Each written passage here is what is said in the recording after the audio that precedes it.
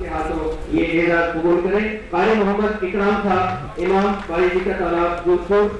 प्रताप नगर के पेश इमाम मौलाना मोहम्मद साजिद साहब से गुजारिश है कि इनके बाद वो आगे तशरीफ लाएं और वज़ीर आला के हाथों ये एजाज कबूल करें।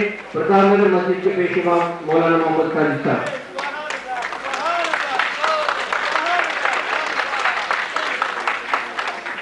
रजा मस्जिद कीरगढ़ के पेश इमाम अब्दुल रहीम साहब, रजा मस्जिद कीरगढ़ के पेश इमाम से गुजारिश है कि वो आगे स्टेज पर तशरीफ ले आए और माननीय अशोक गहलोत साहब के हाथों ये एजाज कबूल करें। मेरी फहरिस्त में 2 नाम और हैं। जिंदाल शाह मस्जिद के इमाम अब्दुल अजीज साहब से गुजारिश है कि वो स्टेज पर तशरीफ लाएं और ये एजाज कबूल करें।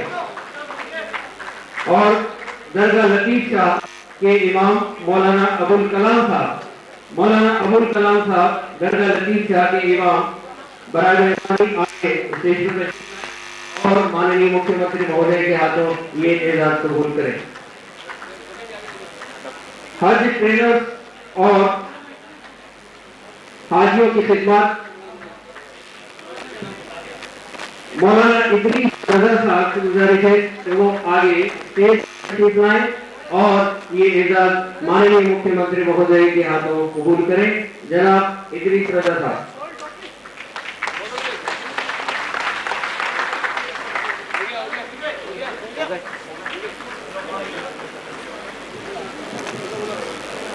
अब उन हजरात का एजाज किया जा रहा है जो जल्दी टाइम वेस्ट मत करो यार, थोड़ा बाद में करते हैं, सीधा साहब को बुला लो और अब निहायत अदब व एहतराम से माननीय मुख्यमंत्री महोदय राजस्थान से गुजारिश है कि वो माइक्रोफोन पर तशरीफ लाएं और हज ट्रेनिंग प्रोग्राम के इस सेशन को संबोधित करें। आप सबके बीच जोरदार तालियों के साथ माननीय मुख्यमंत्री महोदय अशोक गहलोत साहब आपके बीच मौजूद है।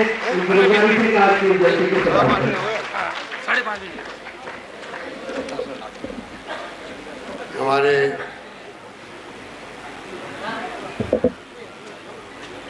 हज कमेटी के चेयरमैन हाजी सलीम काजी साहब, जनाब माया हयात साहब, जनाब जाकिर अली साहब,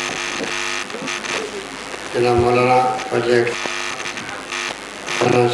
साहब, कार्यक्रम के संयोजक हमारे महापौर हाजी मोहम्मद साहिब जी, हाजी अतीक साहब, सेक्रेटरी मारवाड़ मुस्लिम एजुकेशन सोसाइटी, हाजी मोहतरमा ईसा सिद्दीकी जी, काजी आदमी मौलाना फिदा रसूल साहब, जनाब शौकत मोहम्मद ठेकेदार साहब, जनाब अशफाक हुसैन साहब, जनाब हबीब बख्श जी, गनी फौजदार साहब और सभी भाईजान यहाँ उपस्थित हमारे बेट साहब रमेश दादी जी, JDA चेयरमैन राजेंद्र सोलंकी जी, तमाम उपस्थित हजरात और हमारे कालिमुल हुज़ार प्रशिक्षण भाग लेने वाले हमारे तमाम साथी और बुजुर्गों, भाइयों और बहनों, नौजवान साथियों, मुझे खुशी है कि आज मुझे भी इस मुबारक मौके पर आपके बीच में आने का अवसर मिला। राज्य स्तरीय हज का प्रशिक्षकों का प्रशिक्षण जयपुर में होता आया है। मुझे खुशी है कि इस बार हमारे जनाब मियां मोहम्मद ने जोधपुर में इसकी शुरुआत करी, उसके लिए मैं इनको मुबारकबाद देता हूँ। मुझे अच्छा लगा कि आप सब इतनी बड़ी तादाद में यहाँ पर बैठे हुए हैं और बहुत शानदार कार्यक्रम आपका रहा और मैं समझता हूँ कि कालिमुल हुज़ार को प्रशिक्षण देना भी एक महत्वपूर्ण काम है। जितना अच्छा प्रशिक्षण होगा उतनी ज़्यादा सेवा हाजियों की होगी, जो कि बहुत आवश्यक है। मक्का मदीना में जाने वाले हमारे हाजी जो होते हैं उनको कई बार कई समस्याओं का सामना करना पड़ता है। उनको सहयोग करने वाले, उनको सहायता करने वाले, उनका मार्गदर्शन करने वाले अगर प्रशिक्षित लोग होते हैं तो अच्छी खिदमत हो सकती है। जो बनाया गया है नहीं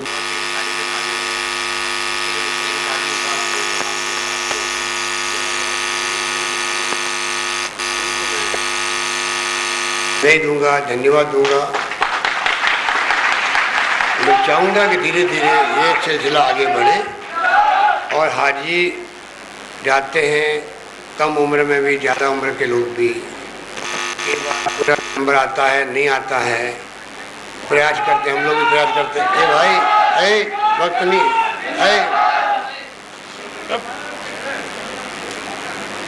हम लोग भी प्रयास करते हैं अधिक से अधिक हाजी राजस्थान से जाए।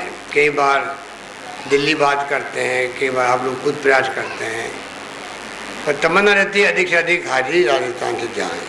और जिंदगी में एक बार हज करने का जो भावना होती है हर इंसान के अंदर, वो पूरी, उनकी इच्छा पूरी हो।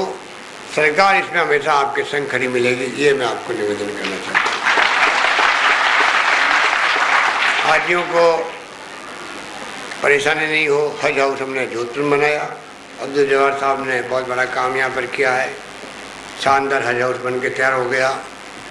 जयपुर में जब मैं पिछली बार आपकी दुआओं से मुख्यमंत्री था, तब मैंने उसके संगे बुनियाद रखी थी, पर दुर्भाग्य से सरकार चली गई, सरकार बदल गई और वो काम भी रुक गया। फिर विवाद खड़े हुए कई तरह के। अब मुझे खुशी है कि शानदार हज हाउस जयपुर में बन चुका है। पहले जयपुर से भी सुविधा नहीं थी हाजियों को जाने की, बम्बई जाना पड़ता था, दिल्ली जाना पड़ता था। जयपुर हम जाएंगे कभी न कभी इंशाल्लाह, जोधपुर से भी सुविधा मिलेगी।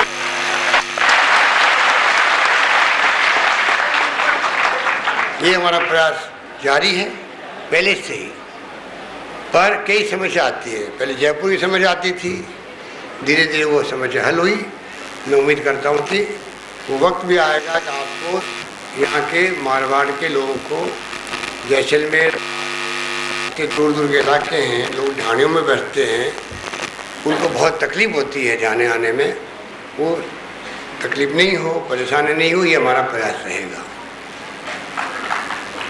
बाकी जो ये मौका नहीं कि मैं कहूँ कि सरकार क्या कर रही है माइनॉरिटीज़ के लिए, ये मौका नहीं है।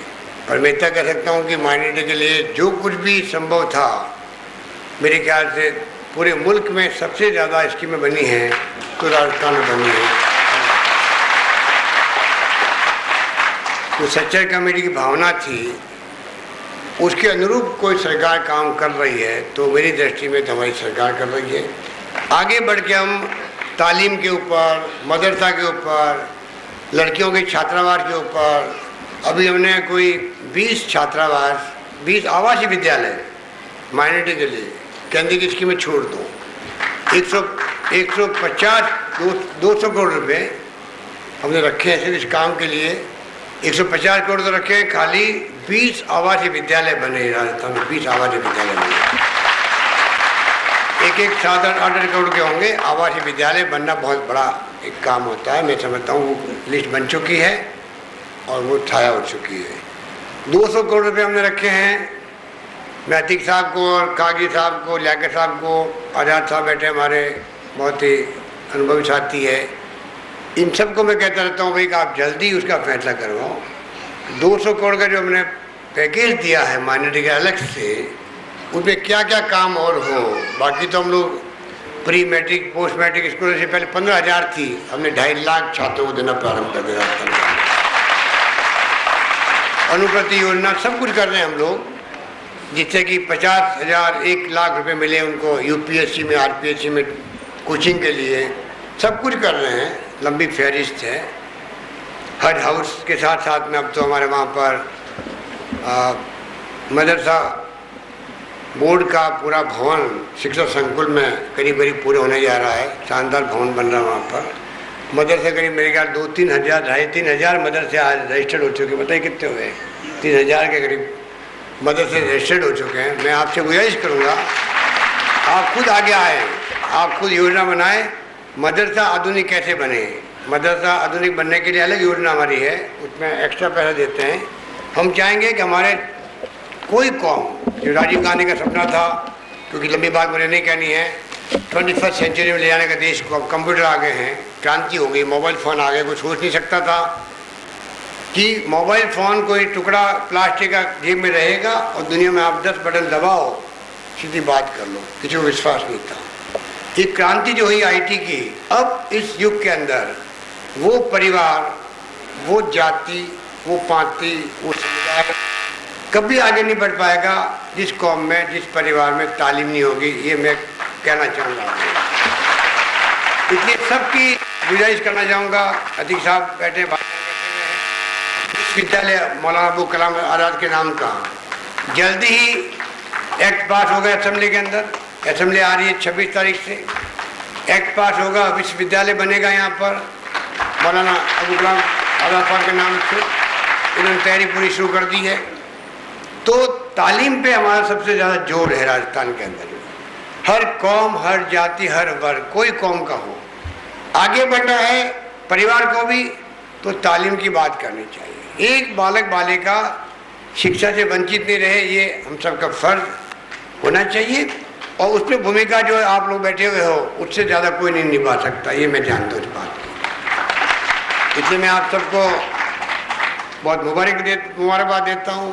आपका प्रशिक्षण कामयाब रहा, उसके लिए आपको बधाई है। और मैं आपसे अपेक्षा करता हूँ कि जो हाजी जाएंगे, खिदमत में आप कोई कमी नहीं रखेंगे।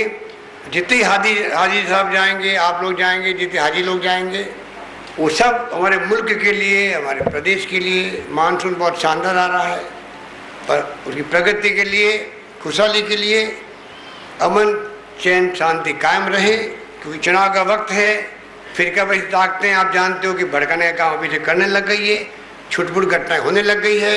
हमें सावधान रहना है और हमारा प्रदेश, हमारा सूबा तरक्की करे, ये दुआएं आपकी वहाँ होगी और अवश्य कबूल होगी, ये मुझे यकीन है। यही बात करता हूँ, मुझे बुलाया गया, उसके लिए मैं हमारे नियार मोहम्मद साहब का, तमाम इनके साथियों का शुक्रिया अदा करता हूँ। मैं माफ़ी चाहता हूँ कि आज इतने प्रोग्राम थे कि दौड़ते दौड़ते हम यहाँ पर आए हैं। बहुत बहुत शुक्रिया, बधाई, मुबारकबाद, धन्यवाद, जय हिंद। बहुत बहुत शुक्रिया जनाब अशोक गहलोत साहब का, आपने वक्त निकालकर आज के इस मजलिस को साथ किया। ये हमें कह रहे इमाम साहब जो बैठे हुए हैं, उनके लिए 2 शब्द कहे। इमाम साहब का तो जो सम्मान समाज में रहता है, कौम में रहता है, वो आप हम सब जानते हैं। मैं उनका भी इस्तेमाल करता हूँ। बहुत बहुत मेरे उनको मुबारकबाद, शुभकामनाएं।